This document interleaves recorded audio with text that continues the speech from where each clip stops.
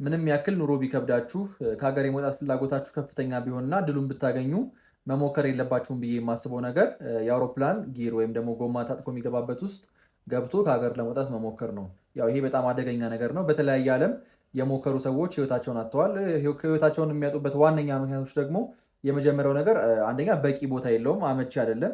ሁለተኛ ደግሞ አየር በጣም ከፍታ ስለሚጨምር በቂ ኦክሲጅን አይኖርም።